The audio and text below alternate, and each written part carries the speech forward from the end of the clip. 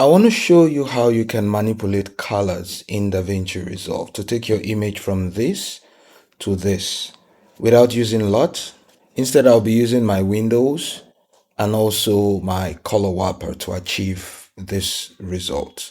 So stick with me and let's see how to simply manipulate color in DaVinci Resolve. By the way, I'm using the free version, so you not having the studio version, it's not a limitation at all to achieve stunning visuals for your project. All right, so I've done the basic correction. This was the original image shot in Blackmagic 6K.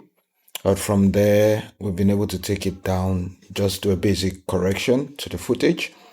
So we're going to start by clicking this node here, and I'm going to right click, add node, and I add a parallel node.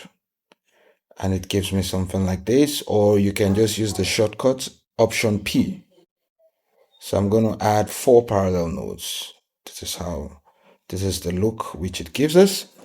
So I'm going to start. The beauty of parallel node is that it allows you to do individual correction or manipulation, and each manipulation you do does not affect the other node compared to serial node. Whatever you do with a serial node, it carries over to the next node.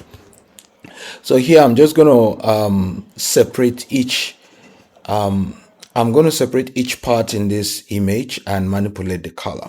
For this first node, let's change the color of the trees, of the grass, from green to something else.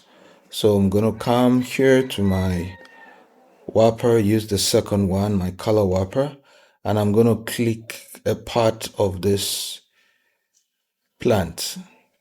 And once I do that, it's highlighted here. It gives me a dot here to indicate the color.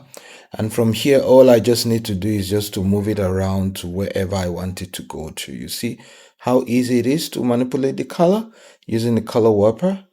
So I'm going to put it maybe somewhere around here. Less is more.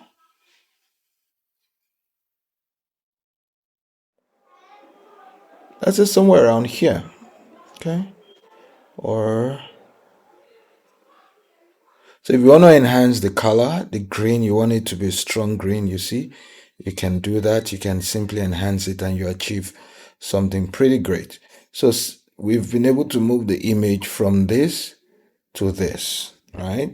You can see just a simple adjustment gives us a very huge difference. All right.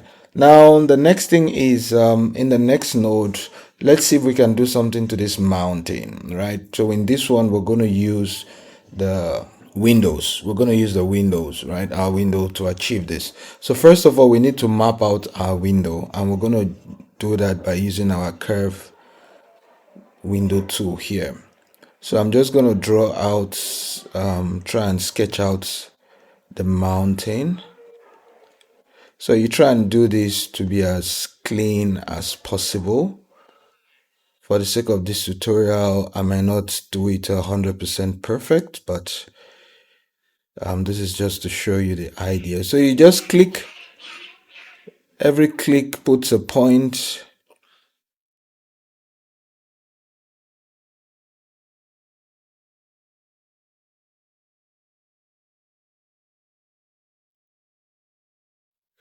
Okay, and then we come down here to continue.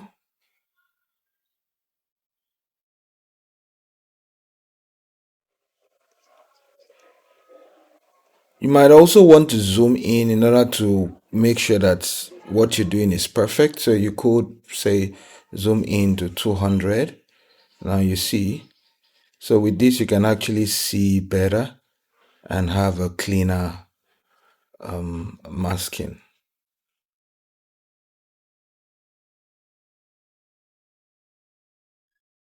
Do this. Let's just do this as fast, as quick as possible.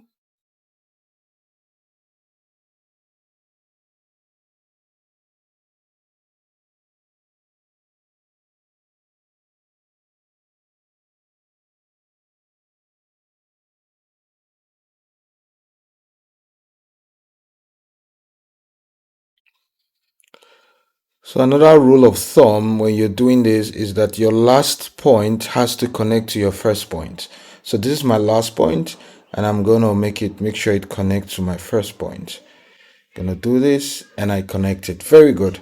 And then once I've done that, you come here under your transform softness, and then you want to increase this number. So this brings like a fade in effect, you know, because you don't want a sharp curve. You want the color to match seamlessly. So I'm going to do this inside and outside. Very good. So once this is achieved, I click my color warper, come to the second one. You can always adjust the range. Like you see, it's on 6 here. So you can always change it to 12 or whatever to give you more color gradient.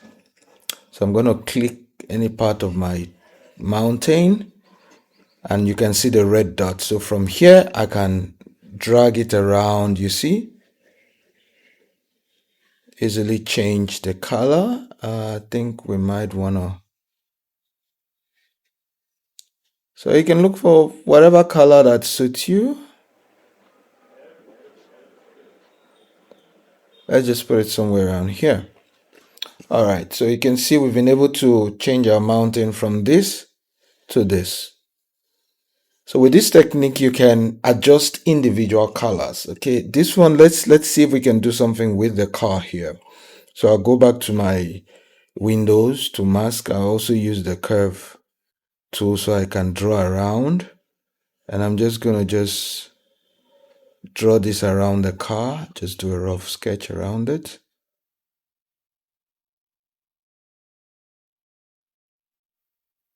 Done that, and then come here to my color warper. I click a part of the car that has got color, and it gives me my point here, and I can just move it around. You see how the color of the car, I'm giving it a particular color.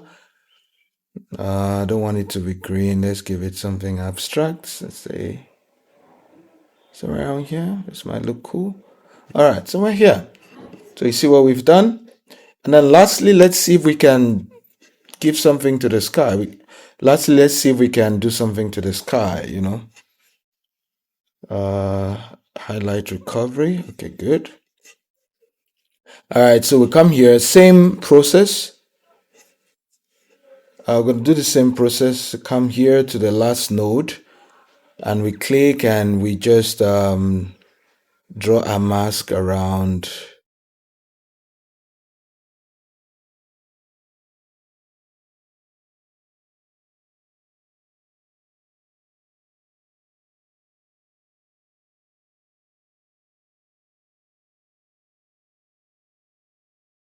Remember the rule, your last node must touch your first node. So we have this, and we come to the warper. We click any part of our sky, we get our dot there, and we can adjust it a little bit. You see that? Less is more.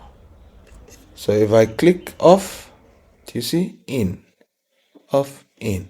Now let me do a wild adjustment so you can see it visibly. So you see something like this. Out, in, out, in. You see these edges you've got here? That's why you need to make sure that you try and mask it properly.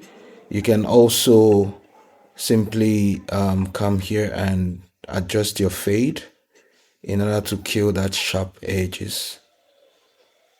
And do something like this.